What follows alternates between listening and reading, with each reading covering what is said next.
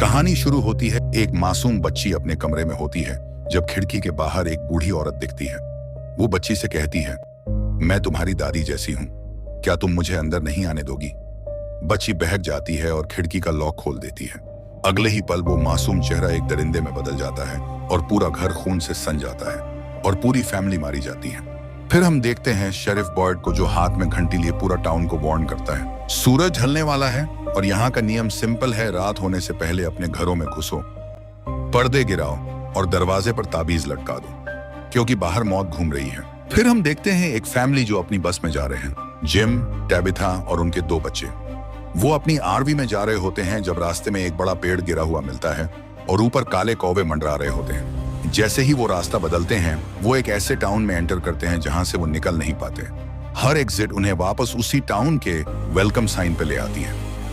Town के रास्ते पर मैथ्यूज फैमिली की आरवी और एक स्पोर्ट्स कार आमने सामने आ जाते हैं और दोनों का एक्सीडेंट हो जाता है।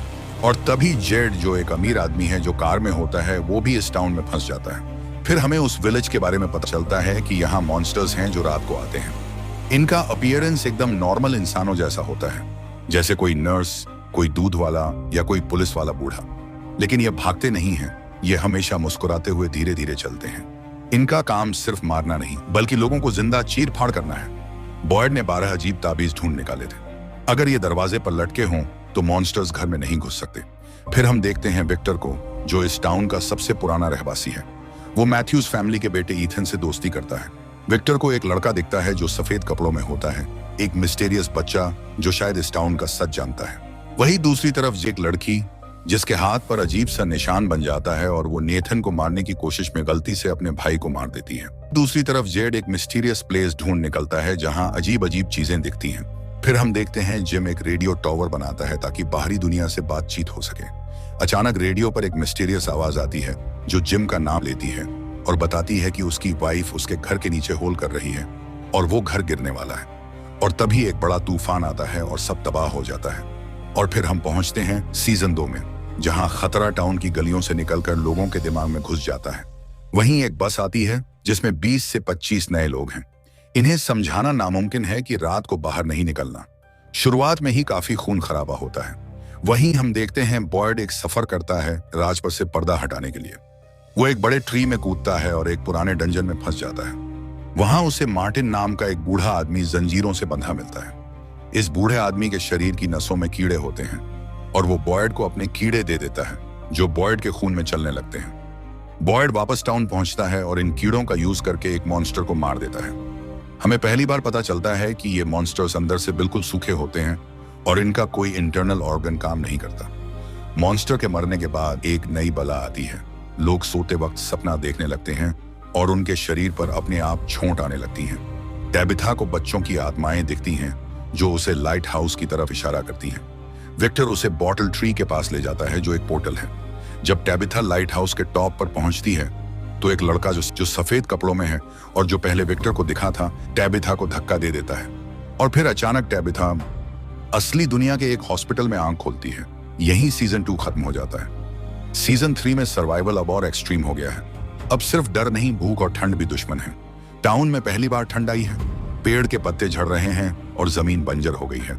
खाना खत्म हो रहा है जिसकी वजह से लोगों में आपस में झगड़े शुरू हो जाते हैं। मॉन्स्टर्स अब सिर्फ खड़े होकर इंतजार नहीं करते, वो लोगों को फंसाने के लिए ट्रैप्स लगाते हैं। एक दिल निकाल देने वाला सीन है जहां वो बॉयड के सामने एक मासूम जान ले लेते हैं ताकि उसका हौसला तोड़ सके। बाहर की दुनिया में टैबिथा विक्टर के पिता हेनरी से मिलती है। उसे पता चलता है कि विक्टर की मां मिरांडा ने भी वही सिंबल्स देखे थे जो टैबिथा को दिख रहे हैं। मिरांडा भी लोगों को बचाने के लिए बॉटल ट्री तक गई थी पर कभी वापस नहीं आई।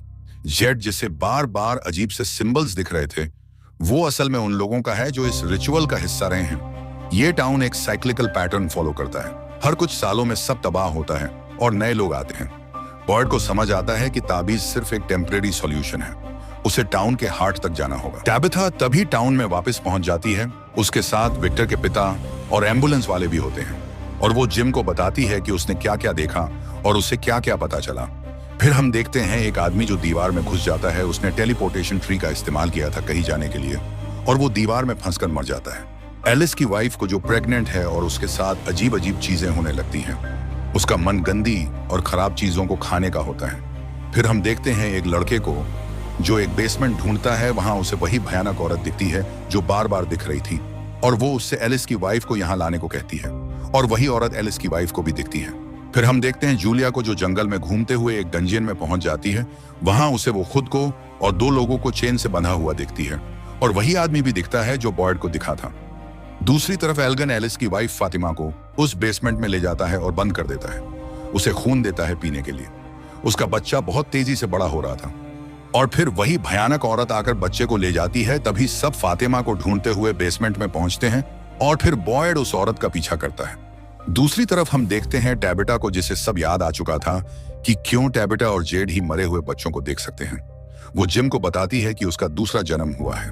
पहले वो विक्टर की मां थी और जेड क्रिस्टोफर था, और हमने बच्चों को बचाने की कोशिश की थी लेकिन नहीं बचा सके। इसीलिए हम बार बार यहाँ पहुंच जाते हैं किसी लूप की तरह।